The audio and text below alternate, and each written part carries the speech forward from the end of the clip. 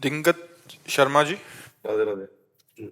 महाराज जी, आत्मा का स्वरूप क्या है? क्या आत्मा स्वतंत्र है ईश्वर का स्वरूप, और ईश्वर स्वतंत्र है? हाँ, आत्मा परम स्वतंत्र है। आत्मा एक है, बहुत रूपों में वो भास रही है। जैसे 1 करोड़ घड़े रख दिए जाएं और उसमें सूर्य का प्रतिबिंब पड़े तो सूर्य 1 करोड़ नहीं हो गए, सूर्य एक ही है। घड़ों के हिसाब से वो छोटा बड़ा उसमें भास रहा है। ऐसे ही आत्म तत्व एक है। ये सब घड़े हैं जड़ चैतन्य। एको ब्रह्म द्वितीयो नास्ति। आत्म तत्व एक है। अनेकता की भासता जो है, इसी अनेकता को जो है मिटा दे, वही महात्मा है, वही विद्वान है, वही ज्ञानी है। जो ये मिथ्या भ्रम हो गया नानात्व में, ये नानात्व का भ्रम मिट जाए तो अनुभव हो जाए कि आत्मा एक है। एको ब्रह्म द्वितीयो नास्ति। दूसरा क्या इसमें प्रश्न है? आत्मा स्वतंत्र है क्या? हाँ, परम स्वतंत्र, परम स्वतंत्र। ईश्वर वही ईश्वर है, वही आत्मा है। जो आत्मा और परमात्मा में भेद मानता है वह अज्ञानी है, वह अज्ञानी है। वही एक है। मत्ता परतरम नान्यत किंचिदस्ति धनंजय। मेरे सिवा दूसरा कोई नहीं, भगवान श्री कृष्ण कह रहे हैं। उन्हीं को ज्ञानी जन ब्रह्म कहते हैं, योगी जन परमेश्वर परमात्मा कहते हैं, भक्त जन भगवान कहते हैं, प्रेमी जन लाडिले कहते हैं। वो एक ही है, दो नहीं है। एक होते हुए एको हम बहुत श्यामा, मैं एक बहुत रूपों में हो जाऊं, वही खेल रहा है, दूसरा नहीं है। वो परम स्वतंत्र है। उसको कोई शासन में, सब उसके शासन में है। उसको सब उसके शासन में है। सब क्या है? माया। माया क्या है? भ्रम। वो अपने आप में अपना शासन करता है, अपने आप में अपने आप से खेलता है और अपने आप से अपने आप का विनाश कर लेता है। समझ रहे? बहुत विचित्र खेल है। इसको जो जान गया, कोई आश्चर्य इसमें सुनता है, कोई आश्चर्य में देखता है, कोई आश्चर्य में अनुभव करता है। अनुभव कर लिया तो मुक्त हो गया, अनुभव नहीं किया तो खूब ज्ञान बोल लो और खूब ज्ञान सुन लो और पचड़े में फंसे रहोगे माया के ही। ये बड़ा विचित्र खेल है माया का। ऐसा हो सकता है कि आत्मा का ज्ञान है पर बोध नहीं है। हो सकता है भक्ति का प्रवचन हो रहा है लेकिन भगवान से प्रेम नहीं है। ये आंतरिक बात है। हो सकता है तुम प्रवचन न कर पाते हो लेकिन तुम्हें आत्मबोध हो, तुम्हें आत्म प्रेम हो। ये मतलब ये ऐसी अकस कहानी है कि समझने में भी नहीं आती।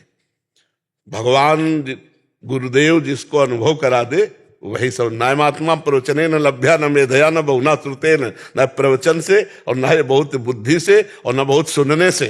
इसे गुरुदेव कृपा कर दे तो मोक्ष मूलम, गुरु कृपा, शुद्ध ज्ञान हो जाए, जड़ चेतन की ग्रंथि का जो भ्रम बैठ गया है ये नष्ट हो जाए। महाराज जी, सत्य और असत्य क्या है? शांति का असली स्रोत क्या है? हाँ, पहली बात तो सत्य और असत्य, इसका निर्णय विवेक करता है। ब्रह्म सत्यम और जगत मिथ्या। पूरा टोटल उमा काहों में अनुभव अपना, सत हरि भजन, जगत सब सपना, टोटल। पहले स्वीकार करे तो आप लगे कहां हो, सत्य में कि मिथ्या में? ईमानदारी से देखो। दुलार मिथ्या का कर रहे हो कि सत्य क्या? कोशिश सत्य की होती है। हाँ। लेकिन सत्य क्या है वो पता होगा तो उस तरफ जाएंगे। नहीं पता तो गुरु है, सबको पता है। देखो, भगवान इतना ज्ञान तो सबको दे। अगर कोई मर गया हो पड़ोस में और रो रहा हो और आपसे कहा जाए थोड़ी देर समझा दो, तो आप समझाने की सामर्थ्य रखते हैं कि ये देखो भाई, ये मृत्यु लोक है, यहाँ सबको मरना पड़ेगा, सबको जाना पड़ेगा, यहाँ कुछ सत्य नहीं है। और जब मुर्दा लेके चलते हैं तो ग्रामीण भी बोलते हैं राम नाम सत्य का परिचय सबको पता है। राम नाम सत्य है, बोलते हैं ना कि सत्य क्या है। देखो, ये पूरे जीवन भर हमारे जो कांधे पे है असत्य कार्य में लगा रहा, तो कम से कम मरने के समय सब राम नाम सत्य। जो भगवान में स्थित है वो सत्य में स्थित है, और जो जगत प्रपंच में स्थित है वो असत्य में स्थित है। ये अंदर की बात है, अंदर की बात है। हो सकता है संत वेश में असत्य में स्थित हो सकता है तुम पैंट शर्ट में सत्य में स्थित हो। इसका भेद नहीं जाना जा सकता। इसे तो केवल गुरु भगवान जानते और भगवान जानते हैं। समझ रहे हो? सत्य और असत्य का निर्णय विवेक से होता है, और विवेक जब जागृत होगा वो सत्संग से होगा। बिन सत्संग विवेक न होई और राम कृपा बिन सुलभ न सोई। तो विवेक इतना प्रवीण होता है कि तत्काल सत्य का अनुभव और असत का त्याग कराता है। तो सत्य का कभी अभाव नहीं है, कहीं भी अभाव नहीं है, और असत की कहीं सत्ता नहीं है। ना सत्य विद्यते भाव, ना भाव विद्यते सत्ता। अब आप विचार करके देखो, जब आप भोजन करते हो, जब आप पानी पीते हो, जब आप भोग भोगते हो, जब आप नाना प्रकार के व्यवहार करते हो, तो आप उसे नाटक रूप में करते हो या सत्य रूप में? उस समय सत्य लगता है। बस यही यही अज्ञान की स्थिति है, यही अज्ञान की स्थिति है। और ज्ञानी वही है, वो वैसे ही व्यवहार करेगा, लेकिन जैसे रोल में, स्वांग में वो 4 घंटे के लिए राजा रानी बने, पीछे पैसा लिए, न रानी से मतलब न राजा से मतलब, समझ रहे ना? वैसे ही यहाँ हमारा व्यवहार है, पति पुत्र परिवार नाता सब ऐसे, लेकिन वो एक स्वांग है, वो अपने को जानता है कि मैं यहाँ न पुरुष हूं न स्त्री हूं, मैं परब्रह्म परमात्मा स्वरूप हूं। और वो कहता नहीं है, व्यवहार वो ऐसे ही करता दिखाई देगा अज्ञानी जैसा, लेकिन स्थिति उसकी परमात्मा में रहती है। ये सत्य है जी। शांति का असली स्रोत क्या है? श्रद्धावान लभते ज्ञानम, बहुत ध्यान से सुनना, श्रद्धावान लभते ज्ञानम तत्परा सहितेन्द्रिया ज्ञानम लब्ध्वा पराम शांति मचरेणाधिगच्छति। जो श्रद्धावान पुरुष संत महात्माओं का सत्संग करता है, शास्त्र स्वाध्याय करता है, उसे जो ज्ञान प्राप्त होता है, उस ज्ञान से वो अपने इंद्रिय और मन का संयम करता है, और इंद्रिय मन का संयम करके जब आत्मबोध रूपी ज्ञान प्राप्त होता है तो परम शांति प्राप्त हो जाती है। दूसरे शब्दों में, भोगों का त्याग करने से शांति होती है। त्यागात शांति अनंतरम। जो भोग का त्यागी है, तो आप देखो, अपने को मन समझाता भोग भोग ले तो शांति मिल जाएगी, समझाता है ना? ईमानदारी से देख लो, जब जिस भोग की इच्छा जागृत होती है तो मन कहता है इस भोग को भोग ले तो यार शांति मिल जाएगी, झंझट खत्म होगी। लेकिन झंझट खत्म नहीं होती, झंझट और बढ़ जाती है। त्यागात शांति अंतरम, भगवान कह रहे हैं, त्यागात शांति अंतरम। तो शांति की स्थिति आत्मबोध में है, विषयों के त्याग में है। सत्य वस्तु परमात्मा है, संपूर्ण परमात्मा का भाव हो जाए तो ये जगत भी सर्वम खलमिदम ब्रह्म है, नहीं तो ये मिथ्या मानो पहले और ब्रह्म में सत्य स्थिति जागृत करो। आत्मा परम स्वतंत्र है, वो सबका परम प्रकाशक है, उसका कोई प्रकाशक नहीं, वो सबका आधार है, उसका कोई आधार नहीं, वो स्वयं में है, समझ रहे हो? और वही वो आप हैं।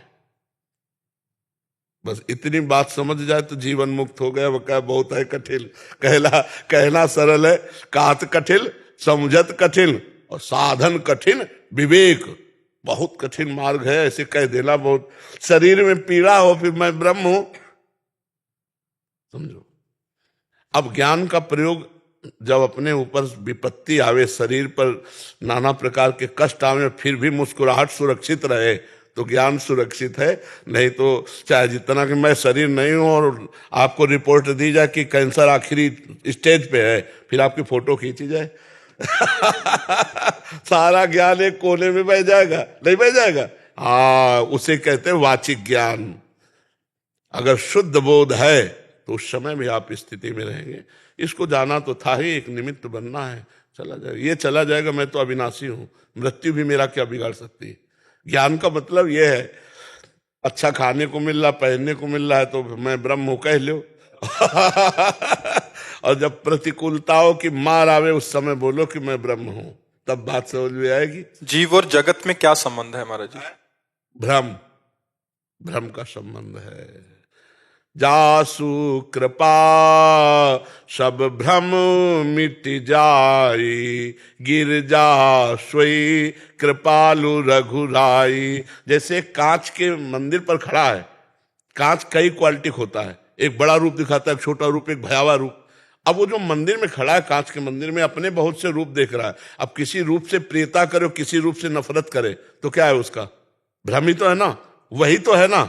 ऐसे ही एक परमात्मा स्वरूप है, और उसी को हम अपनी पत्नी मान रहे, अपने पुत्र मान रहे, मित्र मान रहे, किसी को शत्रु मान रहे, किसी को नीच मान रहे, किसी को बड़ा मान रहे। तो ये है क्या? हमारा ही तो भ्रम है कि सत्य वस्तु तो नहीं है ना।